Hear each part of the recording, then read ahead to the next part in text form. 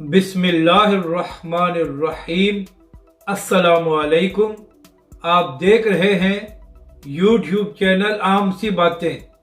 مصطفیٰ کمال کو بیان دینا مہنگا پڑ گیا، علامہ سعد حسین رضوی اور تنظیمات اہل سنت کی بڑی دھمکی۔ اس ویڈیو میں ہم اسی کے متعلق بات کریں گے۔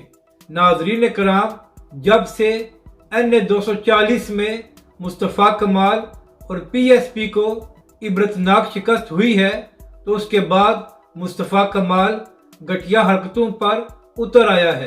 پہلے تو وہ صرف تحریک لبیک پاکستان اور علامہ سعد حسین رضوی پر الزامات لگا رہا تھا، لیکن اب تو اس نے تمام حدیں پار کر دی ہیں اور مفتی اعظم پاکستان مفتی منیب الرحمان صاحب کے بارے میں گھٹیا گفتگو کی ہے۔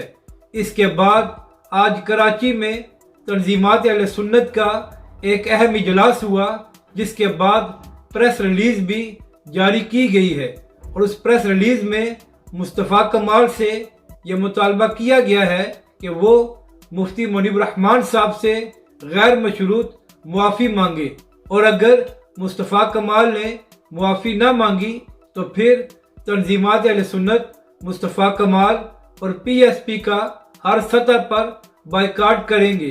اس کے علاوہ تحریک لبیک پاکستان بھی سوشل میڈیا پر مصطفیٰ کمال کا اصلی چہرہ دکھا رہی ہے، اور اسے مطالبہ بھی کیا جا رہا ہے کہ وہ اپنے گھٹیا الفاظ کو واپس لے اور مفتی منیب الرحمان صاحب سے معافی مانگے۔